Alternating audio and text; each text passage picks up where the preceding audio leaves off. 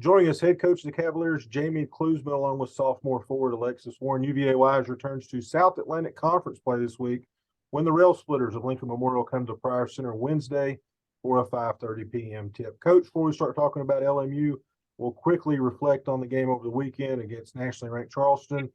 Your takeaways from that game? It was a tough game, obviously. Charleston's very talented. They're going to win a ton of games this year. They've made the NCAA tournament the last few years, so it was a really good test for us. We battled, and then they just went on a run and we couldn't sustain it. But there's still some positives to come from it. First game back from Christmas break. We played 2 games in Puerto Rico. But if anyone knows, sometimes those games or a little bit more, let's roll the ball out and play. It's not necessarily working on like our offensive sets, defensive situations, things like that.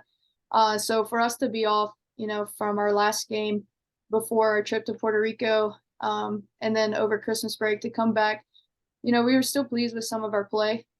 We had some players come off the bench and play big for us, with Lex being one of those. So moving forward, we just have to reflect on the positives, learn from the mistakes in the Charleston game, and try to prevent those same mistakes from happening against LMU. Well, Alexis, you mentioned that one of the positives was your play. You come in, you score 6 points. That's 3 or 4 really good games in a row for you now. You're shooting the ball at a really high clip, over 90% the foul line, 75% from the field. Just talk about this little stretch that you've been on and how well you've played. I just think it's my confidence. My confidence has definitely grown over these last few games. I think that comes with starting in practice. Coach has a lot of faith in me to dominate in the post. So it's just having that mindset to be dominant and making sure I know no one can stop me in the post. Once I have that mindset, I know it's going to be a good day for me. I think a lot of players, regardless of the sport, you see a big improvement from their first year in college athletics to their sophomore season, and you've been no different. Speak on that a little bit and kind of what you learned from your freshman season that's allowed you to kind of have this breakout sophomore campaign. I think from freshman year, we had a lot of good posts from Meg Crawford and Kinsey. So I learned a lot from them. I learned how to demand my spot in the post. I learned how to talk more. I learned how to just be aggressive and know when to take my shots, but also know when to pass it back out to my teammates. It just helped me a lot to grow, to see a bunch of upperclassmen post. Well, then one thing I talked about a little bit, but you're shooting at the foul line. Talk about that. I know that's not something that you just wake up and do. The work that you've put in to become a good free throw shooter. Over the summer, I knew if I was going to get in the game, I would be fouled a lot. So over the summer, I would just constantly work on my free throws. And I had a routine where I would have to shoot 5, and if I miss a certain amount, had to run for those misses. So I knew free throws would be important to add to my game. Coach, looking at LMU, they're a team that's won back-to-back games, but they've not played now in almost 3 weeks.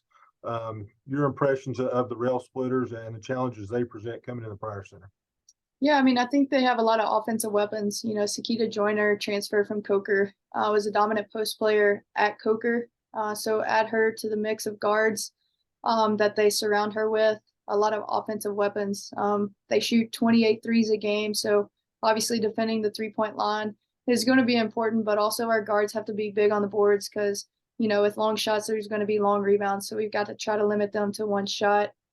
Defensively, I feel like they stay pretty disciplined for the most part, but they can be prone to fouls. If we have intention behind our drives or with our post entries, I feel like we can get to the free throw line. So that's one of our main focuses, is to get to the line. Hopefully have some of their star players pick up a few fouls early on.